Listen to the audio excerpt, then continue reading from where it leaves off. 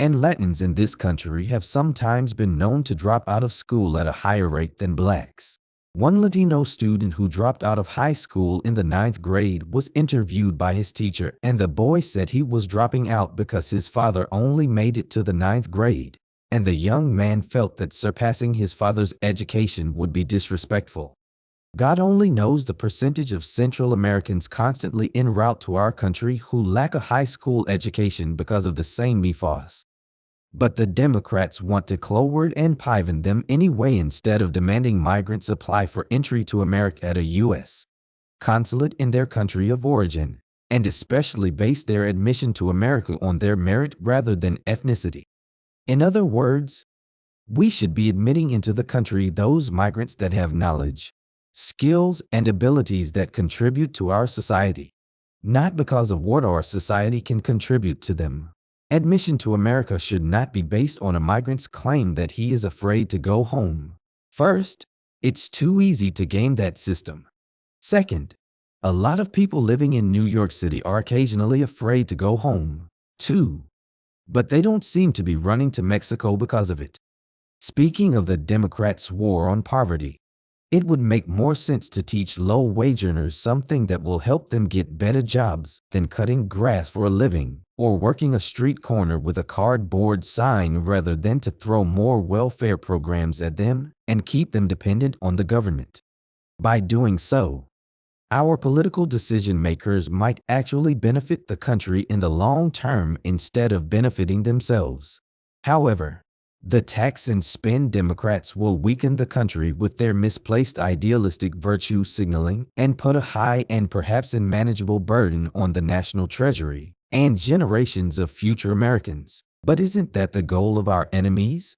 By spending like Barack Obama did when he single-handedly doubled the national debt, and Biden polishing us off with trillions of dollars in additional spending on the Green New Deal and other poor projects.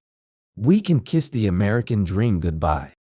Or we can borrow from Nancy Reagan and just say no to the Democrats.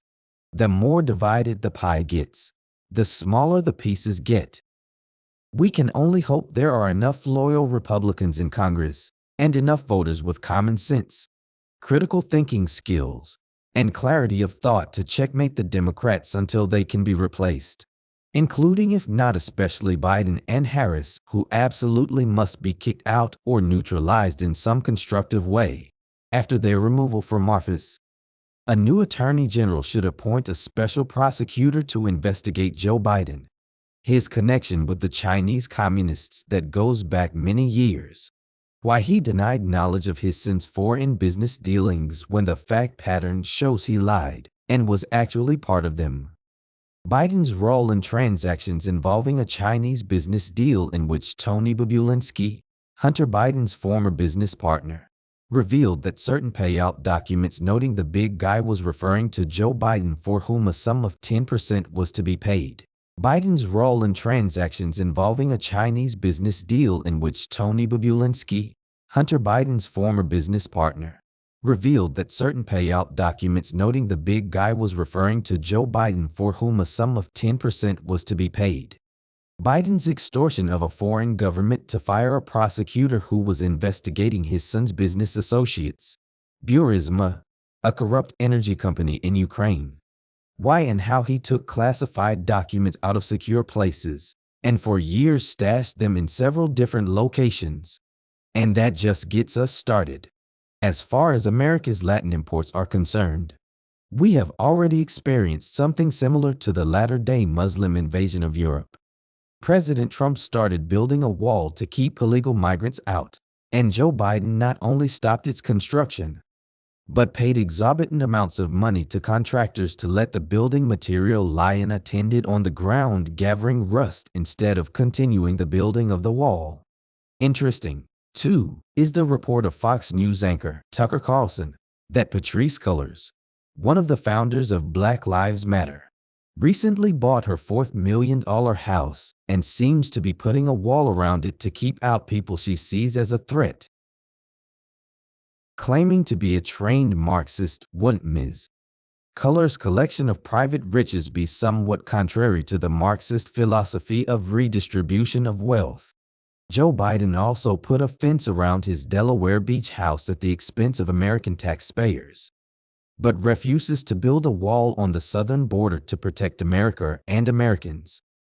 And many filthy rich radical leftists, or those who think the Democrat Party is still the party of John F. Kennedy, contribute heavily to the political campaigns of socialists like Barack Obama, Cory Booker, Hillary Clinton, Amy Klobuchar, Elizabeth Warren, and other radical leftists.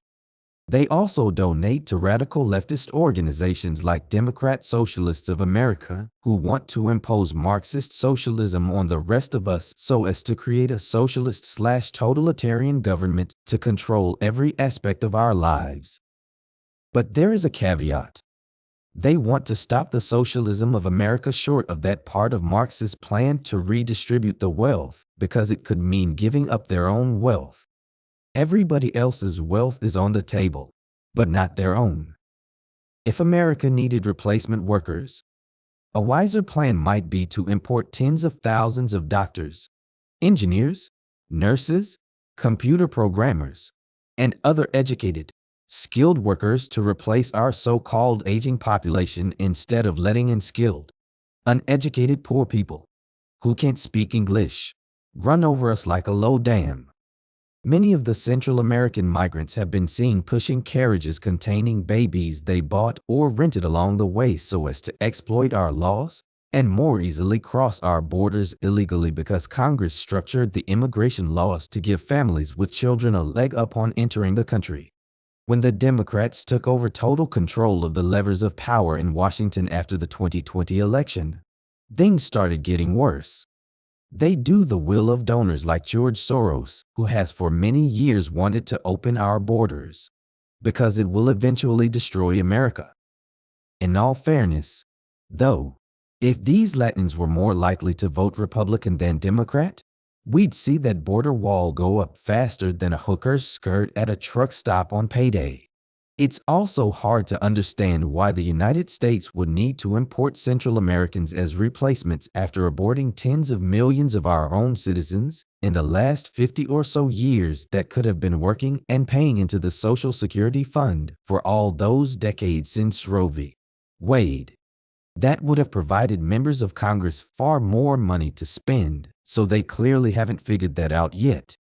Perhaps our birth rate wouldn't be declining if it wasn't for Planned Parenthood's insatiable lust for money and their penchant for sharing it with political prostitutes who work to prevent banning abortions and thus hamstringing the cash cow. Stop using abortion for birth control instead of the pill, and we wouldn't need outsiders unless they were tourists coming to visit and then plan to go home. So, we have to wonder, where is all this insanity coming from? Where is the head of the snake? It's fairly well known and well documented that Satan has for many millennia been trying to destroy Christ, his church, and his Father in heaven. But he doesn't have the chops for it. And Bible prophecy tells us certain details about the end of time on earth, which includes what the political left seems to be working toward, and which we introduced above. A one-world government. A one-world religion, which is not likely to be Christianity. And a one-world currency. Perhaps the Chinese yuan. Democrats don't care much about the feelings or concerns of their base, let alone God-fearing conservatives, and have openly begun to say who and what they are. Marxist socialists. But did they ever really try to please their base voters? Or did they simply try to please their anonymous puppet masters?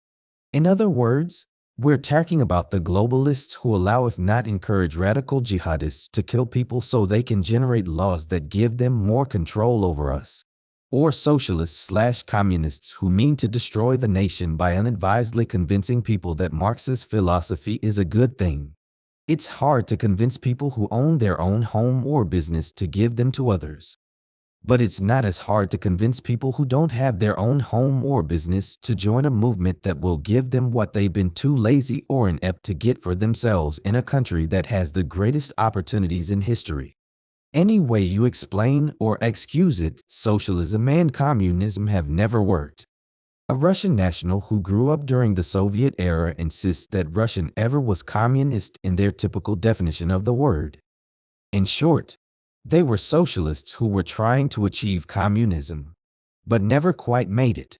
Communism to them was the goal, the end game, reaching the Marxist utopia with everybody having all they needed. Everybody was happy as clams. Nobody had anything more than others. Everybody was equal, and it was heaven on earth. Further, achieving that definition of communism is impossible because people are not equal and never will be. You can regulate, demand, imprison, exterminate, threaten, control the masses, and pass laws from now till the rapture. But you cannot change human nature, which means you can never make everybody the same.